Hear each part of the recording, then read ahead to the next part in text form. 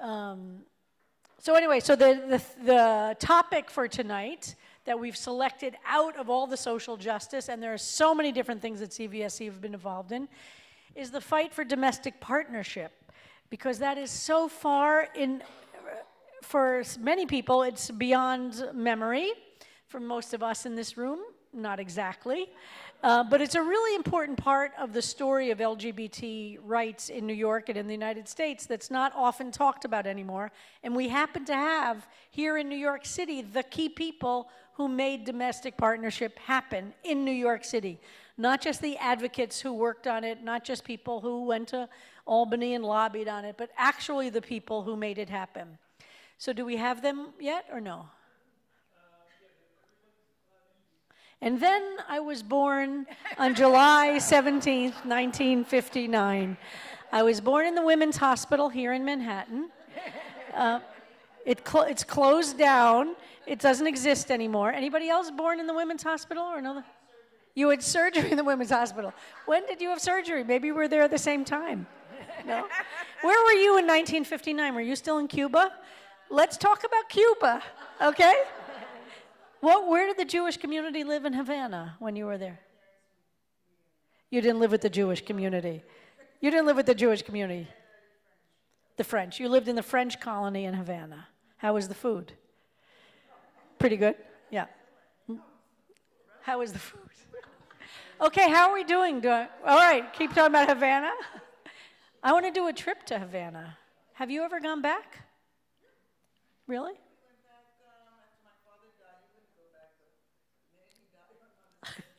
Did you guys hear that? So you know, right on YouTube, realize it. No, something's wrong. So Noemi's parents moved to Havana from Europe after the Shoah, and Noemi was in 48. And you want to tell the story? Let's tell. Noemi was born in Cuba, right? You were born in Cuba, right? And in Havana, and they lived in the French. What? There's Ruthie. Hi, Ruthie. Can you hear me? She's close to Cuba. By the way, have you seen that movie Naiad? Oh, wow. Okay, let's talk about movies now. Are we ready up here? Who's seen the movie Naiad? I have not seen it yet. You should see it. Is it good? Really good. Talk about Cuba and Miami, right? Jodie Foster's arms are gorgeous, I hear. Okay. All right, how are we doing? Do we have the Zoom people in, Sharon Golub?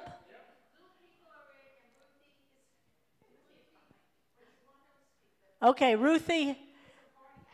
And we can't put this up on this screen, right?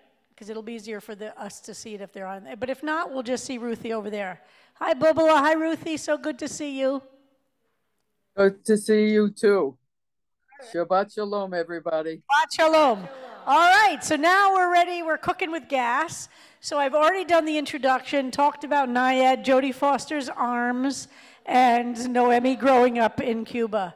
So did you speak Spanish at all? And French, but at home you spoke French. But what about in the neighborhood? Did you speak Spanish or French? Spanish, of course.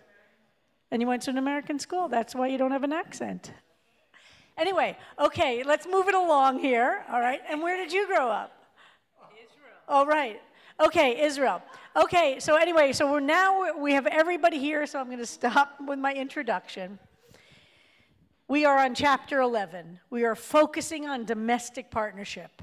Remember, gay people had no legal rights in relationships. Zero, zilch, nada. How is that, Noemi? I said nada. Good? Gornished mit gornished. Okay. So that means? Anyway, so Rabbi Marisa James is going to do the interviewing tonight. And as always, we'll do the first part with Rabbi James. We'll interview our panelists, and then it'll be opened up for questions or comments. So I turn this over to you, Rabbi James. Thank you so much. It's very exciting to me. It's taken 11 months to get to the chapter on social justice, and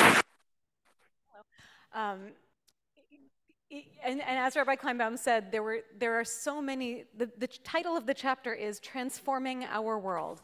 There are so many ways that CBST and CBST members have transformed the world.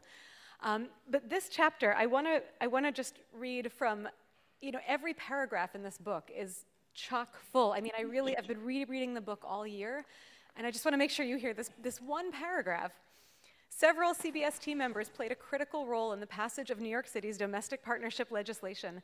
In 1998, longtime CBST member Ruth Berman, a guidance counselor at Sheepshead Bay High School, applied for health insurance benefits for Connie Kurtz, her partner of 13 years, and was denied. Ruth and Connie, along with 2 other couples, including Amy Chazanoff, were the lead plaintiffs in the New York Lesbian and Gay Teachers Association suit against the city's Board of Education.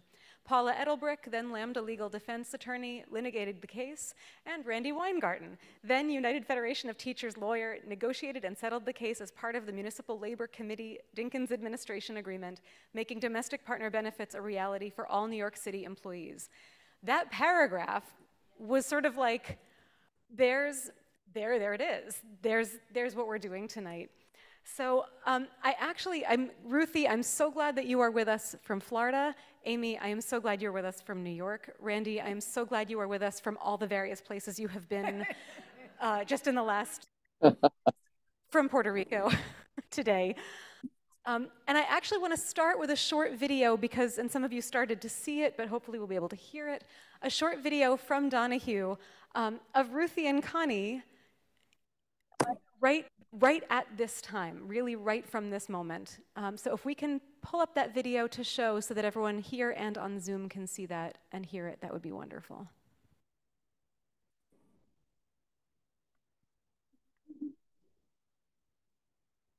You've been together since 73?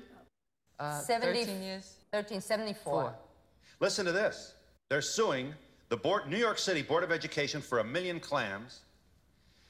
Let me see now who's with who. Ruth works for the Board of Education. Yes. True? City of New York. I'm a guidance counselor at Sheepshead Bay High School. If you work for the Board of Education, your husband gets medical and dental? Yep. And they're not giving it to him. They're not married. But I cannot get married. This society, this state, will not accept my going through a ceremony with Ruth. Do you think there should be such a thing as a gay month? We have it here, too. What do you think? I think it's caused a lot of hatred. I think it's caused a lot of resentment. You mean the publicity about it? Absolutely. So if you're gay, just kind of, don't be so, Don't. Yeah, it's the prancing around makes you angry. I want a white woman German month club or something like that, you know? Yeah. We are forced to literally say we're here and we are standing tall, and you better recognize us. If this were done in Philadelphia, it would cost tax dollars. My taxes should not be spent. What would cost tax dollars? How about the Mummers Parade? Does that cost you money? No, that's an independent thing. Yeah. You don't have to pay for the cleanup or the municipal... Sure, but we all love it. Why would the gay... Wait, We love so you want parades for what you love. You really are manifesting a prejudice against these people. You are. You are telling... Now this, yes, you are. Nobody's gonna shut me up because silence equals death. I just think You better go and find out why I upset you so much because I make love to her. We feel live and let live, that's fine. My question No, is... you don't think live and let live. For the men. The laws are against me. We can't get married. Don't say live and let live. I refuse to keep quiet.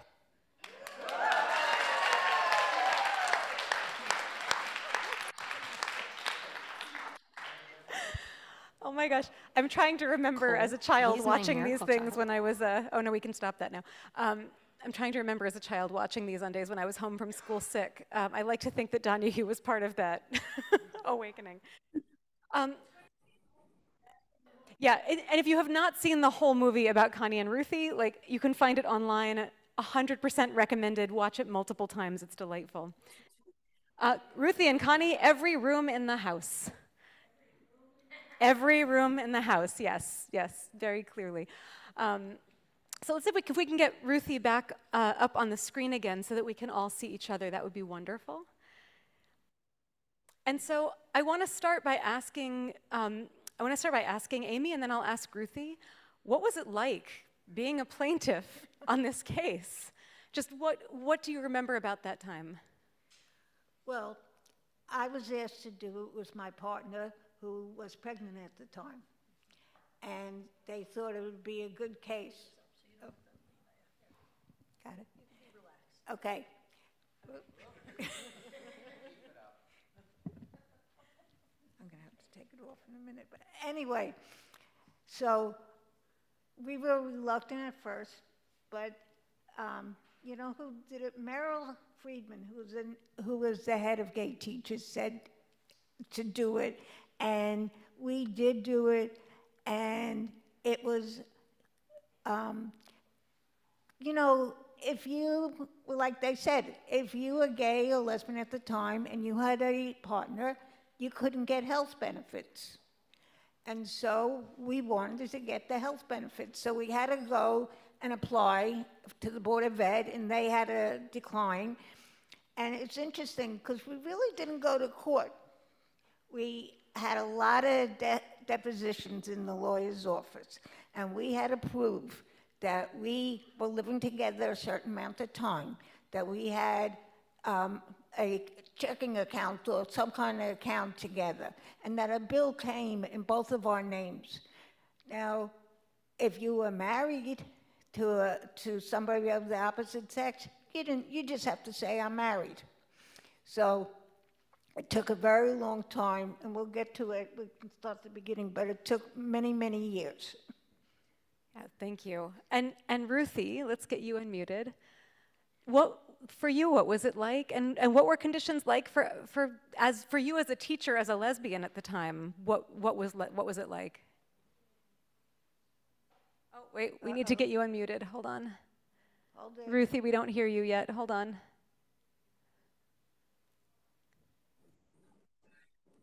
To begin with, Connie did not have a health plan when we came together. And I got her a health plan with a Jewish organization that will be unnamed. And it really wasn't good enough for the issues that she had. So I decided, after hearing colleagues talk about their wives go to doctors, that I would sue the Board of Education for it. At the same time that I sent it in, I can't tell you how the same time I sent it in and I get a call back, not a call back, a letter that it was refused. I get a call from, what's the law firm that we have? Do you remember, Amy? The law firm. I forgot the name of it. Well, they got us together. 3 lawyers who were all in the closet. They said we probably wouldn't get it, but let's do it anyway.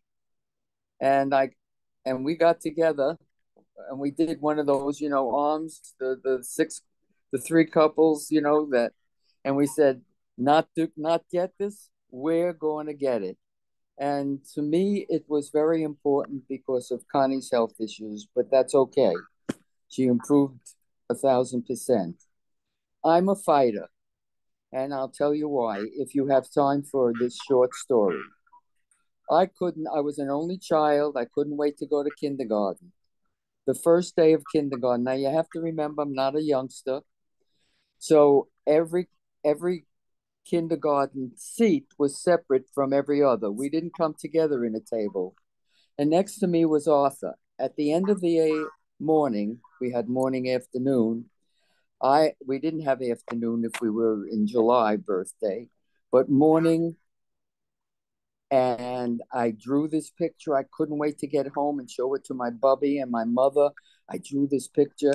And all of a sudden, Arthur comes to my little table, takes the picture, tears it up. And I didn't know what to do. And the teacher had her back to the class. She was playing little things on the piano till we left. So what did I do? You all probably in your mind could guess what Ruthie did. She took Arthur's and tore his up. Guess what happened to Ruthie? The teacher saw her and says to a 5-year-old, the first time in school, the first couple of hours, you're staying in. And I showed her my picture. I picked it up and I said, Arthur did it to me too. She said, you're staying in too, Arthur. Well, Watha is staying in kindergarten the first day. So we sit down and we learn what staying in was. Everybody left except us.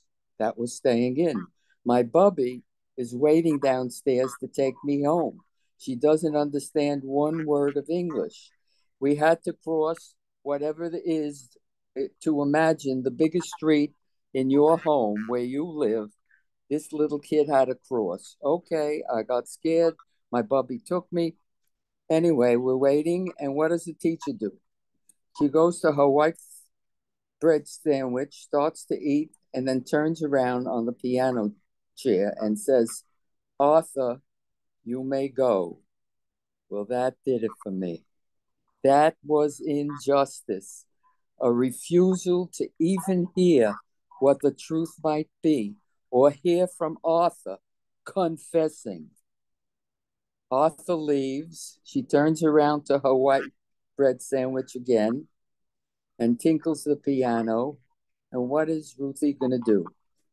Ruthie gets up, storms out of the door, runs down 4 flights, no bubby, crosses what in Brooklyn is Stone Avenue. Those of you know what Stone Avenue is in Brooklyn. It's a very big street. And I say to my mother, I'm not going. Well, I'm not going to go into the rest of the story, but that story is 84 years old. You got it? I got it, Ruthie. Oh my God. And it brought me in the 9th grade. I was in the SP. This is short. And so I decided as president of the SP for the first music class beginning before we go for Christmas holiday, which was also Hanukkah, we're not going to sing Christmas songs unless they put in Hanukkah songs. Well, I spoke to my friend at 9B1 and 9B2, the presidents, and I said, no matter what she plays when she walks in, Mrs. Parker, nobody sings. Sure enough, she comes in, welcomes us. Everybody says, their little hello. And then what happens is she starts to play. Nobody sings. I confessed. I got a little punishment. My mother had to come up. I knew it wouldn't be bad because my mother's handicapped and Jewish, and so was the principal. And that was a piece also. And if anybody, just one body in the synagogue, in wherever you are, knows what song she played, tell it to the rabbi. And if it's the song that she played, I will take you to lunch when I get to New York. Oh my gosh. So Ruthie, I want to ask you, and I want to ask Amy. I'm just remembering this time period from my own memories being a very young person at the time. And there were not a lot of people coming out who were in public roles because there was a lot of fear around not only just not having the benefits for your partner, but actually possibly losing your job. And I actually want to know from both of you, how much courage did it take, first of all, to be even thinking about a lawsuit, and then second of all, actually being in this kind of a public role, getting so much attention? Amy first, and then Ruthie. Well, I felt very comfortable being out at school because the Board of Ed had one rule about non-discrimination. And so there was always acceptance in the schools. And different than on Long Island where each school district was different. So there you had to be afraid of losing your job. I was, and so was my partner, at first afraid to put our name to it. We were going to do it, but not put our name to it. And so they had changed our names, but it's now changed back. But it was going to be a Mary, and then they said, well, it'll have to be Mary Doe and Jill Doe. I said, you can't do Jill Doe.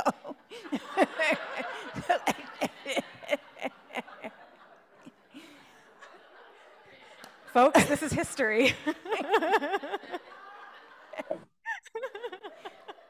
But it took a lot to be able to do it. It took a lot of convincing from a lot of people from the Gay Teachers Association.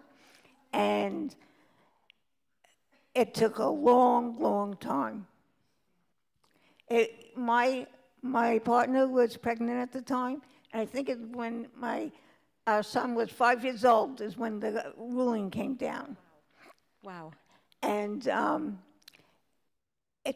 and the thing is that we still weren't really getting equal rights, because what they would do is, at the end of the year, before taxes, they would all of a sudden add money and take taxes out of that money. So we're losing out. They were taxing us for the health plan, where a regular heterosexual couple wasn't being taxed.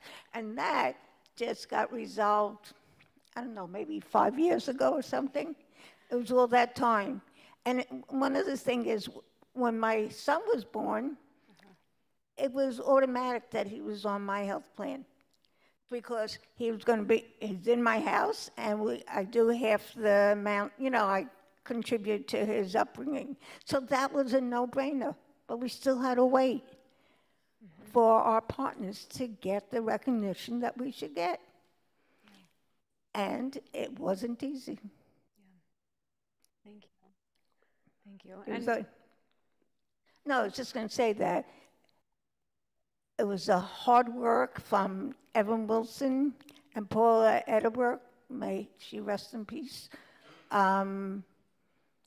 We just kept going at it. We had to show all these papers, all this proof of our relationship. And I remember it would be late at night when we'd finish, and they would get a car to take us home. And we were in Brooklyn at the time. And it just went on for a very long time. And then silence for a couple of years. Wow. Ruthie, what was that time like for you and Connie, the waiting? Because I know you're not a very human being. You want me to talk about being out or what? What is the question? Yeah, and actually, I'd love to know if you could say a word about what it was like being on Donahue. What that experience was like, and what it was like coming home from that. Was there in your school? Did you feel an impact on your just daily life? Well, that kind of visibility. When we were asked to be on Donahue, in my head, I said to myself, I will say whatever I want. You know why? There may have been 100 people in the Donahue office, but there were millions on television that need to hear the truth. And to add to that, but not in a good way, but maybe it is a good way. When I came out, Connie was my first and last. So we were very new to the community. We had no clue. We spent over a year going out every single night to whatever LGBT activity was happening in order to get to know people. I was in the closet from the very beginning, to the point that though we lived together, Connie had to leave the apartment first. The door locked downstairs, and we would meet to continue to go to the bus and the subway. That's the closet. However, that was the closet because I heard about all the awful things. But I have met so many, and they were extraordinary people. We contribute to the community. When I do speak, I make sure to say this, that if for 2 hours during the week, we'll take Wednesday from 2 to 4, and it has to be 2 to 4 in New York, whatever it is in California or wherever the time changes, it has to be the same time, so that we all come out and stop working, and our supporters, we will close this country. The president couldn't do it, but we would close this country. Wow, thank you, Ruthie. Wow. So, Randy, I would love to know. Tell us about, first of all, just tell us about what the UFT really was then, what your role was. Were you out? How you came to this? I can see my sister is very interested in these stories. So I will answer the questions that I think I should answer. Great. I'll take it. Which is, so this is the 1990s, the early 1990s. David Dinkins is the mayor. Joe Fernandez is the chancellor. Thank you, Amy, because by seeing the caption, it reminded me. But remember at this moment,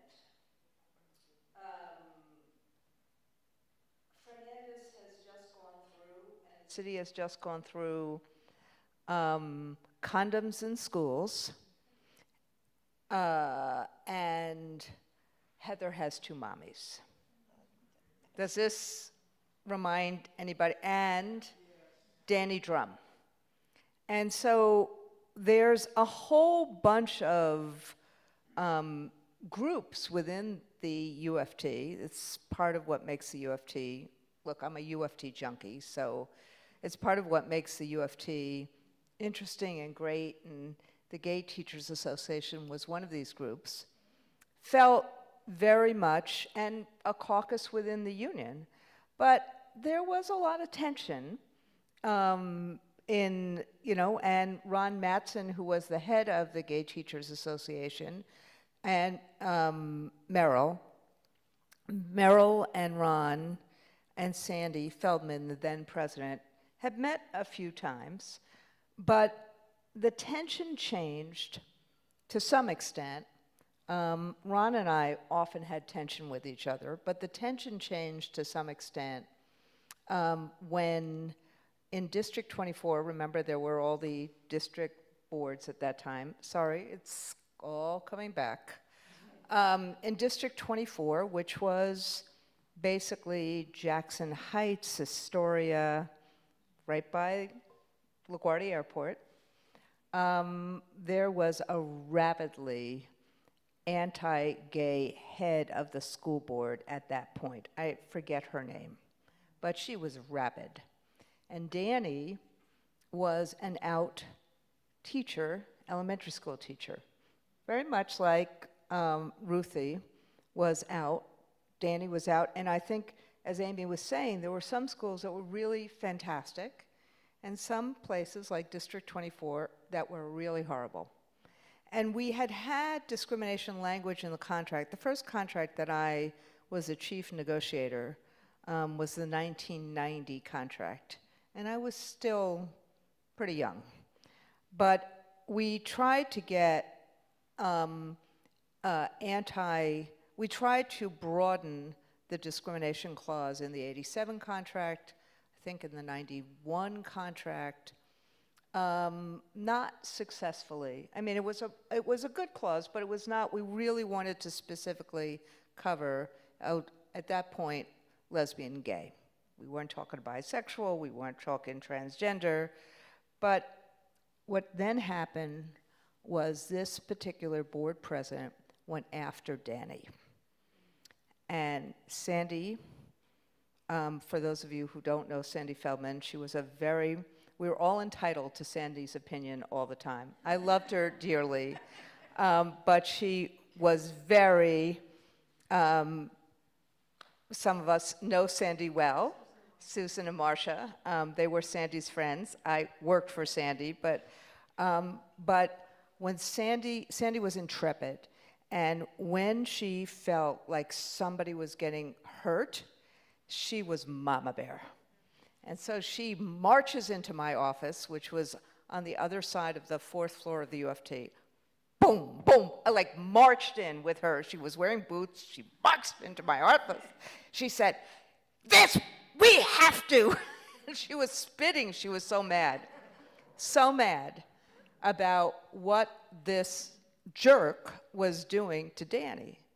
And she said, "Fix it," to me. I was the lawyer. But she looked at me and she said, "Let's figure out what to do." And over the next 24 hours,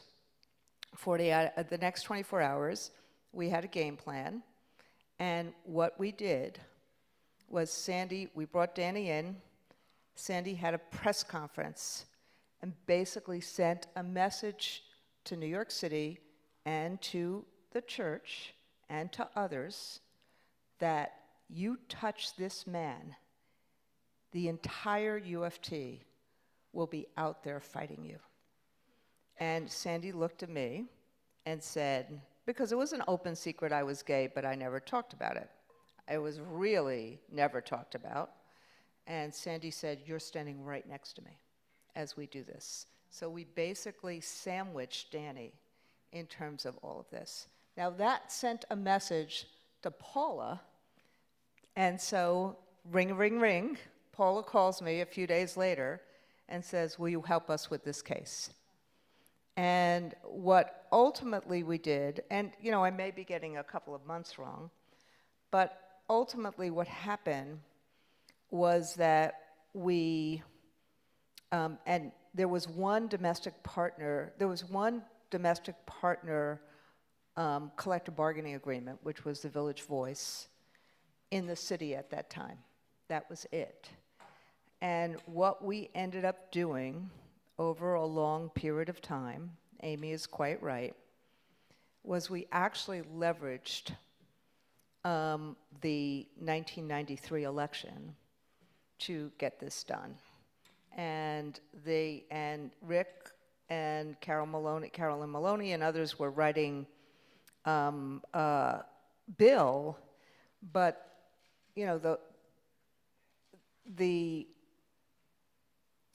without going into too much detail, New York City's collective bargaining is very complicated in so many different ways.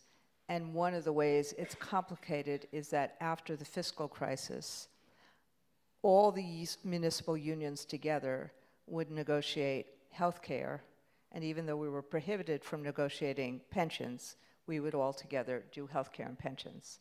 So you can and what ended up happening, led by Sandy, and I negotiated it, working with Paula, was that we negotiated domestic partner benefits for municipal employees, and we were able to make the argument to, I used to call them guns and hoses. You can figure out who they were. They used to call me the queen. I used to call them guns and hoses. Thought that was fair. But we were able to make the argument that a lot of the guys had long-term relationships and they weren't married. And so if we were able to get benefits for people who were gay and lesbian, we could get them benefits as well. And that became the winning argument, and DC 37 and AFT and UFT, and Sandy, I give her lots of credit because she was the president then, and she was willing to do this, but she just basically was like, let's figure out how to do it. So we paid for it as a municipal labor committee, as part of our work. We paid for those benefits. We got everyone to approve them, and then they settled the lawsuit a few weeks before the election. And could I actually ask you to just say a word about, Amy, what you brought with you today? This is the actual decision for our case. And I wanted to bring up that the Supreme Court judge that wrote the opinion many years before, when my partner and I lived in an apartment in Manhattan at 291 and a half West 12th Street, which was near the synagogue. It's true that you go into a courtyard and there's 2 buildings and 2 apartments in each building. Anyway, we needed to not renew the lease, and the landlord wasn't going to give us our money back. So we went to small claims court. Of course, he didn't really show up, but this judge made a decision, and it was so meticulous for a small claims court judge. And I turned to my partner, I said, you know what? She's going to go further than just small claims court. She's going to be somebody later on. Who knew that she was going to be the one that wrote up the decision for this lawsuit? Wow, thank you. And I just want to bring up one thing about Heather Has Two Mommies. So when they were going to do this in all the districts, I went to a board meeting, and not unlike what it is today, it was horrible, and they had to have the police come to escort the board out. And I remember going home and saying to my partner, I need a glass of scotch.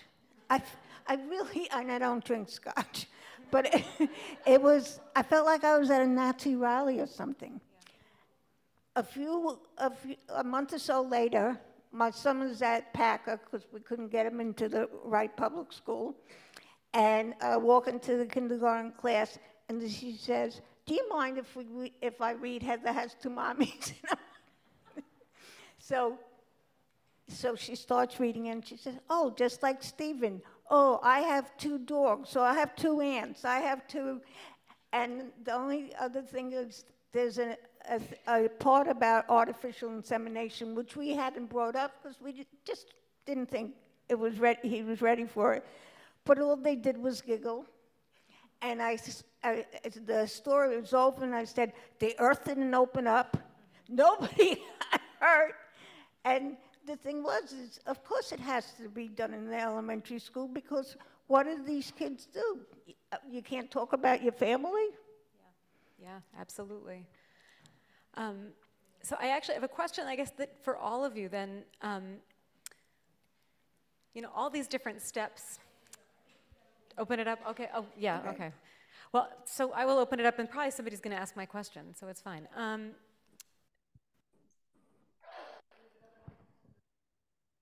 I just wanted to say, Art Leonard, in 1988, we had just got the gay rights bill passed, I think in 86, with the Coalition of Lesbian Gay Rights, of which I was part of.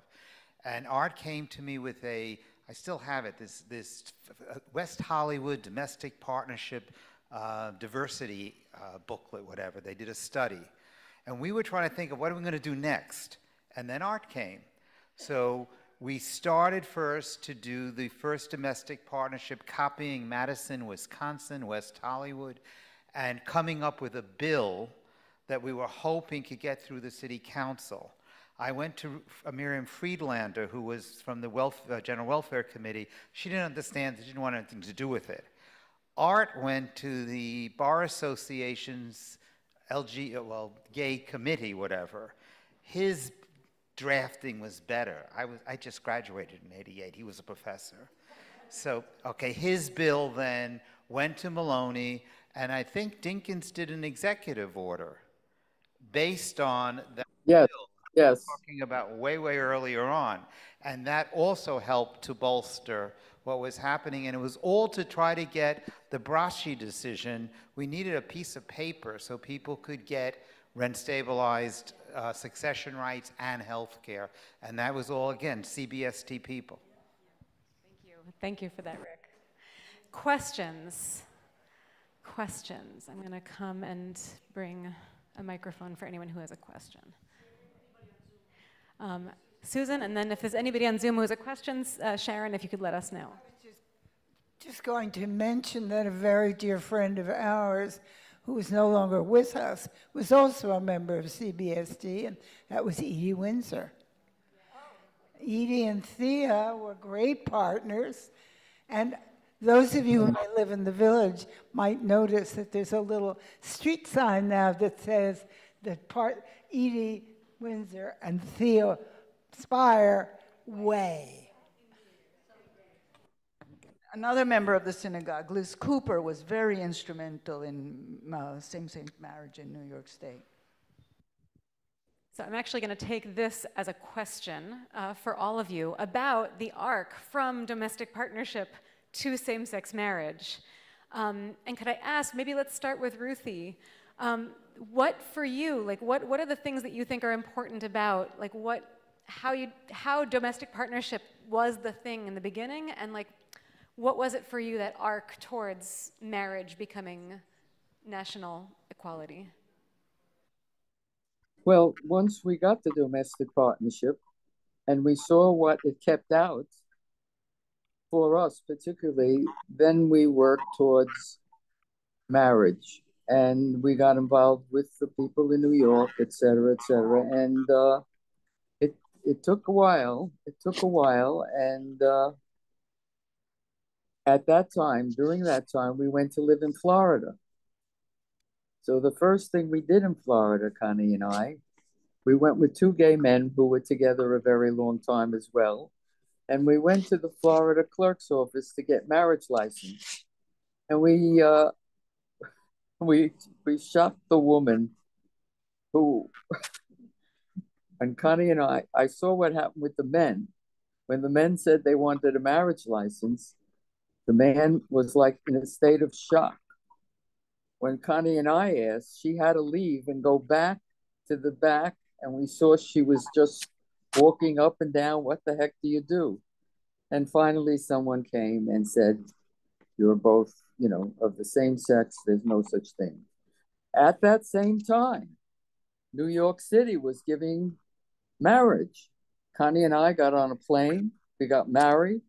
The day we got married, we went to the CBST tent, and the rabbi married us there as well. But earlier than that, at our, I don't remember the anniversary, the rabbi did marry us at the CBST synagogue where CBST started. We had a party there. How many anniversaries did you and Connie have? How many ceremonies? How many papers? How many ceremonies did we have? Just one real one when the rabbi married us and we had our license and everything. I love it. Thank you. And Randy, can you say a little bit about and for a moment, give me a moment. I want to thank Amy and also my boss and the rabbi.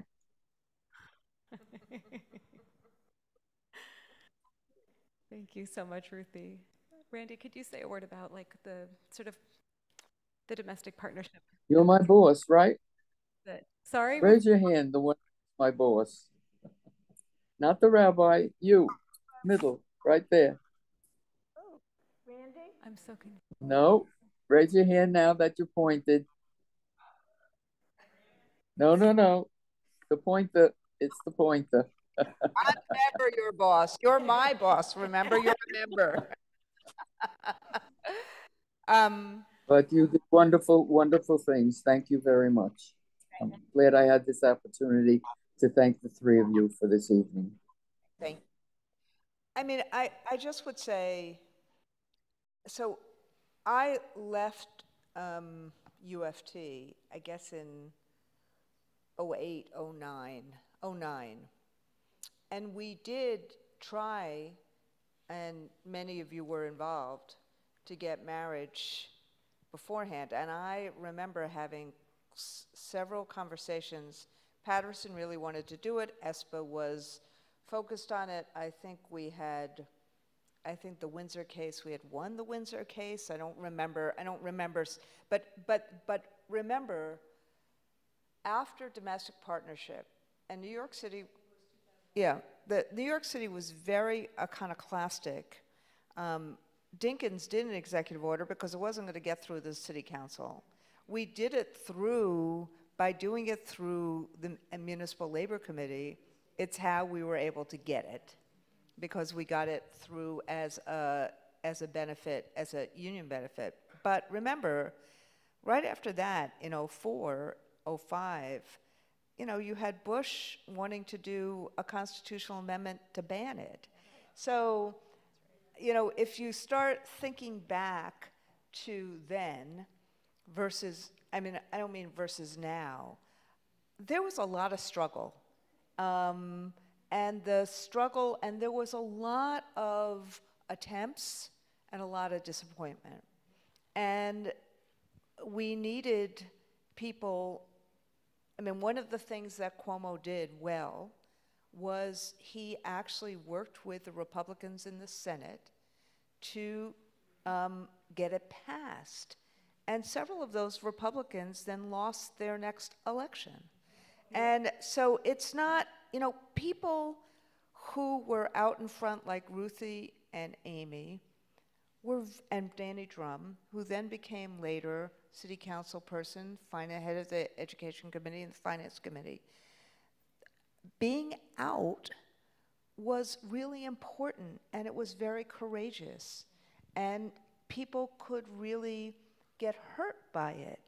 And so you had lots of fits and starts. So then when marriage actually passed in New York, it was huge because of all of those fits and starts. But all of these things, and Evan Wolfson, who the community room is named after, CBST member, Paula Edelbrook, all of Lambda, they were very smart and strategic about what cases to take when. And my conversations with Paula were fantastic because at the end of the day, we were going to lose this case. So we were also in a race about how to try to anchor the benefits before we lost the case. And lawyers, Art Leonard, if he was sitting here, would be saying the same thing. Noemi would be saying the same thing. If you're really trying to use the law to get something done, you then understand the timing mechanism of all of this. And so that's why we push so hard before the '93 election to actually move it. Well, I want to thank you each so much.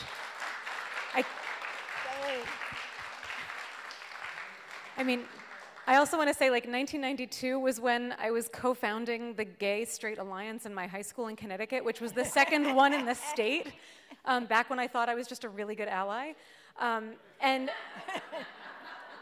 Right, so we knew from that perspective, it was a risk to find a teacher who was willing to be the faculty advisor of that group. But hearing this and getting the window into this, I am just so grateful, and knowing how far we came and how much courage went into this. It's just a lot for everybody in this community to really take pride in. And we take so much pride in each of you. Can I just say that when it came down that it was going to be gay marriage in the city, it took the last person who did it, I think, was Republican, and we were at services, and somebody let somebody know. Remember, we were at services when they said that gay marriage. That's right. Activist and actor Cynthia Nixon, I'm prepared. The evening speaker came prepared with speeches for any outcome. More than a few congregants followed the vote on their phones, sending updates to Rabbi Kleinbaum on the Bima. Was it really? Huh. And a cheer went up as soon as the news of the majority vote came through in favor of the bill. Yeah. Right. And it helped me because I finally met my soulmate, but online, and we ended up getting married. But she had been diagnosed with pancreatic cancer. So we did get married. We had the UFRF right at CBST. And just 3 months later, she lost her battle. And it's hard because we were together less than 2 years, but we were soulmates. No. Wow. Well, the memories of all who we've mentioned tonight who are no longer with us, may they all be a blessing. And may that blessing inspire us to have courage to keep transforming the world and all the ways it needs transforming. Good heavens. Randy, thank you. Amy, thank you. Ruthie, thank you. Mwah.